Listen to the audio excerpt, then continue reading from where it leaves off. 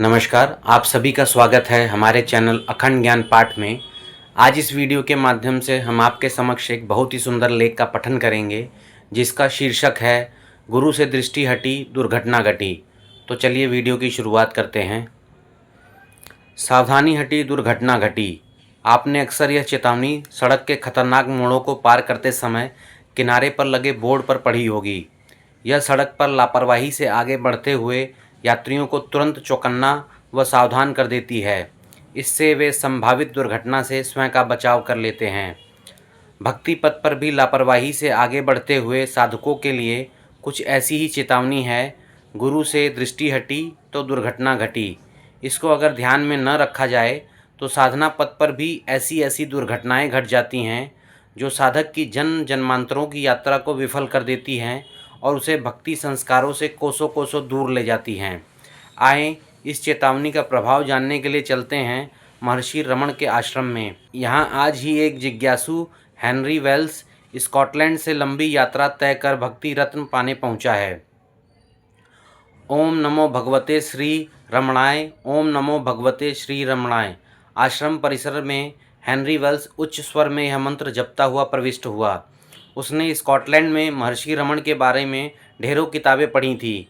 इससे उसके भीतर महर्षि के दर्शन की तीव्र पिपासा ने जन्म ले लिया था। इसलिए वह खुद को रोक न सका और पहुंच गया भारत रमण महर्षि के रमणीय आश्रम में। आश्रम के मुख्य हॉल में आसन पर विराजित हुए महर्षि अपने भक्तों को दर्शन दे रहे थे। तभी यकायक हेनरी वेल्स के मंत्रोच्चार की उच्च ध्वनि ने सबका ध्यान अपनी ओर आकृष्ट किया।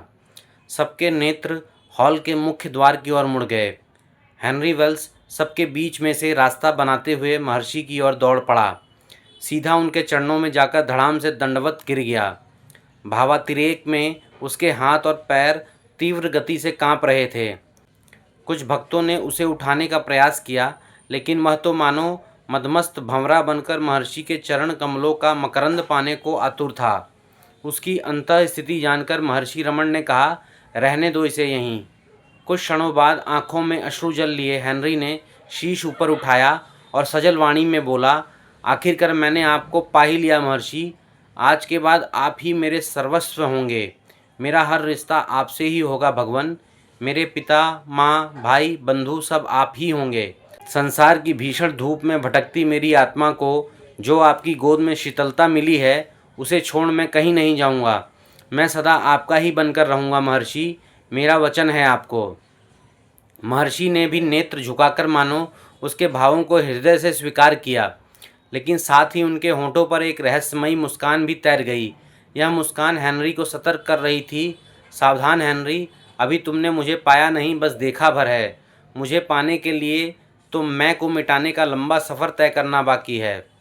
तुम आत्मचिंतन करो कि भावों की यह भाषा मन की क्षणिक पिपासा है या फिर आत्मा की दीर्घ जिज्ञासा। भावों का यह तीव्र वेग क्षणिक आवेग है या मुझे पाने का शाश्वत प्रवेग। पर हेनरी की दृष्टि गुरु की मुस्कान में छिपी दिव्य चेतावनी का अनुमान न लगा सकी। वह बिना सतर्क हुए लापरवाही से अपने सफ़र पर आगे बढ़ चला। दिन पर दिन बीतने लगे।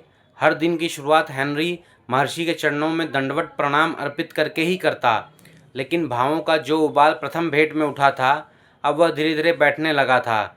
इसी का परिणाम था कि अब हेनरी का तन तो दंडवत प्रणाम करता, पर मन अकड़ कर आसपास देखता कि कितने लोग मुझे यूं प्रणाम करते हुए देख रहे हैं। भाव से शुरू हुआ यह सफ़र अब प्रभाव जमाने की डगर पर बढ़ चला था। 1 महीना बीतने के बाद दंडवत प्रणाम करने का भाव हेनरी के भीतर से छूमंतर होने लगा। अब वह बाकी लोगों की तरह दूर से ही सिर झुकाकर प्रणाम करता और अपने स्थान पर बैठ जाता।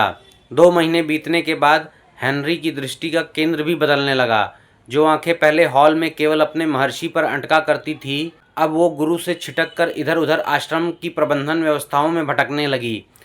इधर मन की अवस्था बिगड़ी, उधर आश्रम की व्यवस्था में भी गड़बड़ी नजर आने लग गई। सो उसे सुधारने के लिए हेनरी ने करीब $40,000 का दान आश्रम में कर दिया। लेकिन यह क्या, जो दान गुरु का अनुदान पाने के लिए किया जाता है, उसे ही हेनरी ने अब अपने झूठे मान का कारक बना लिया था। अब वह आश्रम के प्रबंधकों से अपने दिए पैसे का प्रयोग कहाँ कहाँ और कैसे किया है, इन सब का हिसाब मांगने लगा। मेरे द्वारा इतना धन दिए जाने के बावजूद भी आश्रम की व्यवस्था ठीक क्यों नहीं की जा रही है। इतने घटिया दर्जे का प्रबंधन मंडल है इस आश्रम में। बस अब यही विचार हेनरी को तंग करने लगे। गुरु प्रिय साधकों, ध्यान दें, यहाँ चिंतन सेवा भाव से गुरु आश्रम की व्यवस्था संभालने के लिए नहीं हो रहा था, बल्कि कर्ता भाव से कमियां ढूंढने को हो रहा था। चिंतन की दिशा बिगड़ी थी तो मंथन की दशा तो बिगड़नी ही थी। मंथन बिगड़ा तो मन भी कुंठा से भर गया।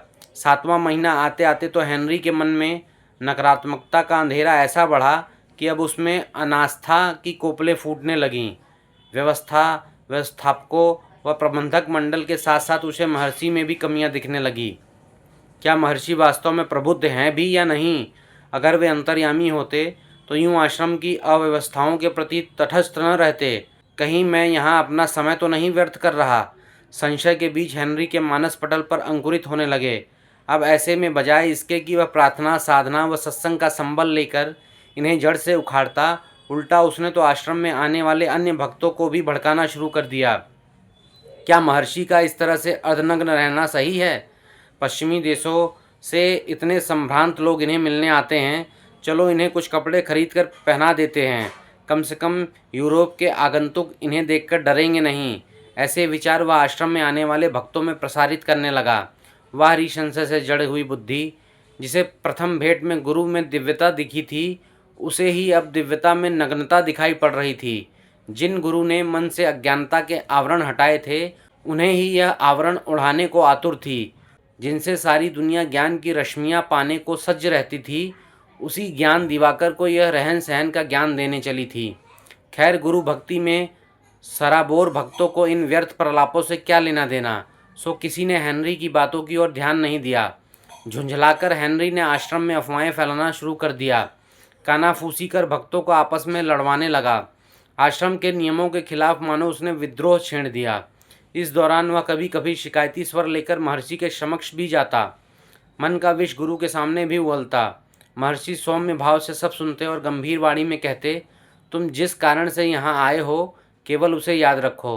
मुझे पाना ही तुम्हारा लक्ष्य है, तो मुझसे दृष्टि क्यों हटाते हो? मुझे छोड़कर क्यों इधर उधर के व्यर्थ झंझटों में नजरें अटकाते हो? मैं तुम्हारा हूँ और सदा तुम्हारा ही रहूँगा। बस यही स्मरण रखो, और कुछ सोचोगे तो भटक जाओगे। महर्षि के ये वचन भी अब हेनरी के तप्त मन को शांत न कर पाते थे।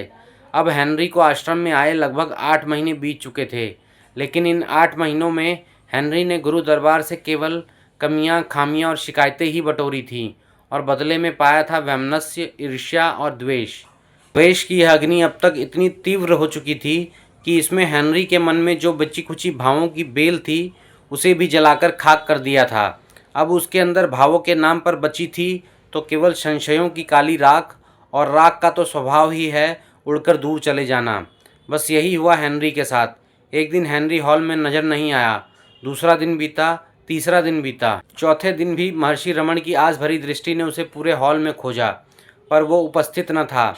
महर्षि ने रॉबर्ट एडम्स, एक अन्य शिष्य से हेनरी के विषय में पूछा तो वह बोला, ओह गुरुदेव, कुछ दिन पहले ही हेनरी ने अपना सूटकेस पैक किया और वह स्कॉटलैंड वापस चला गया।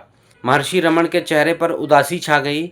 वे गहन मौन लिए उस रिक्त स्थान को देखने लगे जहाँ हेनरी बैठता था, मानो कह रहे हों, ओ हेनरी, एक शिशु भी माँ के गर्भ में 9 महीने गर्भाग्नि सहकर ही जीवन पाता है।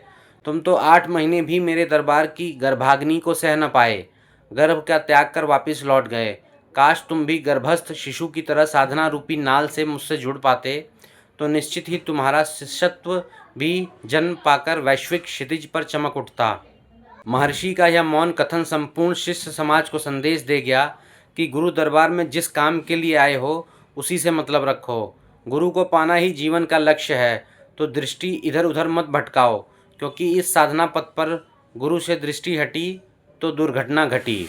यदि यह वीडियो आपको पसंद आया हो तो वीडियो को लाइक करें, शेयर करें और चैनल को सब्सक्राइब करें। धन्यवाद।